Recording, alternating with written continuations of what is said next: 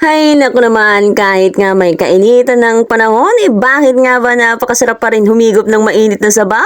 O di ba? Sana all. Madungadlaw mga kadiskarte. Ngayong araw ay narito muli tayo kina Papa sa kabilang bahay at para nga magluto muli ng ating nga pong pananghalian. O di ba? Ay dito nga po ay naabutan ko itong pinapakulo ang manok ni Father Dear. Yan nga po ay netibo. Di ba? Hindi ko na nga po nakuhanan ng mga pangyayari. Kaya habang pinapakuloan natin dyan at pinalalambot itong ating nga pong native na manok, nako naman, lumabas muna ako dito sa labas at nagkakagulo nga po dito. Akala ko naman ay merong artista. Ay, charot. Narito lang naman itong aking ninang Eni, ang aking business-minded na ninang Eni, na nagtitinda nga po netong sari-saring pagkain. Kaya naman kumuha na nga rin ho ako dyan at nakichika na nga rin ho ako sandali sa kanila. At matapos na nga yan ako'y umuwi ng bahay at ako nga po ay nagpipintura nito pong aking pintuan. Yan nga po ay third coating na. O diba ay kapag meron ka nga daw na ganitong asawa ay napakaswerte mo na nga raw talaga. Eh saan ka pa? Tignan mo naman at all around na nga ho ang datingan. Ang pagpipintura nga raw ho ay hindi nga raw ho yan binibigla. Yan nga po ay dinadahan-dahan. Parang yung pangliligaw niya sa iyo. Dinadahan-dahan kaya napakaswabe ang kinalabasan. Uy, sana all charot.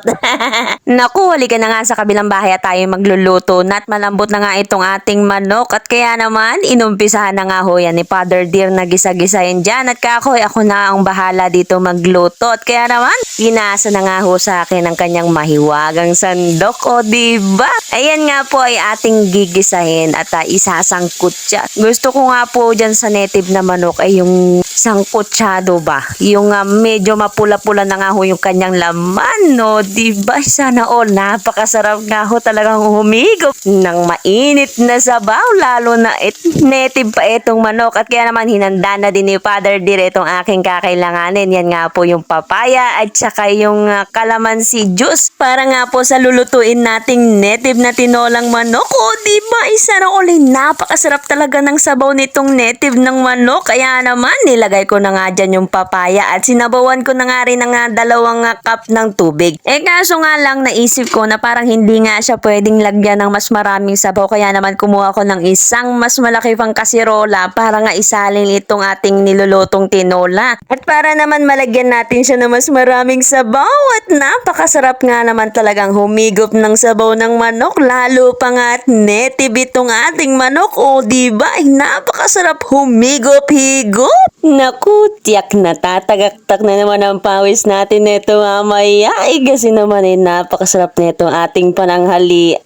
Kaya naman akin na nga po yan tinimplahan dyan. Nilagyan ko na nga po ng pampaalat itong ating nilulutong tinolang manok. O diba at sinabawan ko na nga ho yan ng mas marami. Yung pang isang barangay bahay. Charot. Ito nga po yung pinakuluan kanina. Hindi ko na nga po yan sinama at gawa na nga mamantika na. Sandali kong iniwan yung aking pinapakulo at kumuha nga po ako ng siling tanim dito ni Mother Dear. At napansin ko nga ho itong kamyas naglalaglagan lang. Sayang naman. Masarap sana yan sa may isda. Ito nga po ng aming toto ay naghahanap nga po ng tinapay at palamanan ko nga raw at wala naman akong makita at siguro nagogotom na kawawa naman ng bata. Ito na nga po yung ating tinola o diba sangkutsado at kaya naman nilagay ko na nga ho yung calamansi juice dyan at pang-asim nga dito sa ating tinola at napakasarap nga po yan sa tinola. Kaya naman tinikman ko na nga ho yan dyan. Tinignan ko kung okay na ba itong lasa na itong ating niluluto. Mukhang okay na kaya nga nilagay ko na itong 3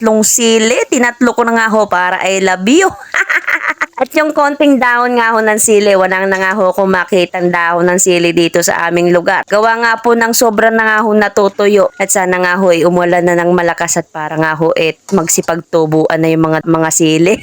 At kaya naman hinain ko na nga ho yan dyan. Nga pala, shoutout nga po pala sa lahat ng patuloy nga pong sumusuporta sa akin. At sa mga nagsishare nga po nitong aking mga videos. Naku, sobra po ako nagpapasalamat ng maraming nga po sa inyo dahil nga po pag nagkataon ay napakalaking tulong nga po ito para sa akin. At kaya naman hinain ko na nga itong ating mainit na tinolang manok o diba yan na nga po ang ating tinolang native na manok ko. Halika na at makihigop ka na nga rin ng mainit na sabaw at kaya naman binitbit ko na nga ho yan patungo nga ho doon sa aming bahay dahil nga po meron na ako doon na nilutong sinaing. Kaya naman sabi ko doon na ako kakain ng pananghalian at meron na rin ho akong sabaw at solve na naman itong ating pananghalian, o diba? Pero bago ang lahat ay hindi natin makakalimutan magpasalamat sa Panginoon Diyos sa lahat nga po ng biyayang pinagkakaloob niya sa atin. O siya, halika na nga at samahan mo na akong humigop nitong ating masustansya at masarap na tinolang manok. Nako naman, ay sana all. O paano, maiwan ko na ho kayo dyan. At ito nga po pala si Belsky ang nagsasabing patuloy ka lang magsumikap para maabot ang iyong pangarap. At yan lang, thank you for watching and love you so much and babu!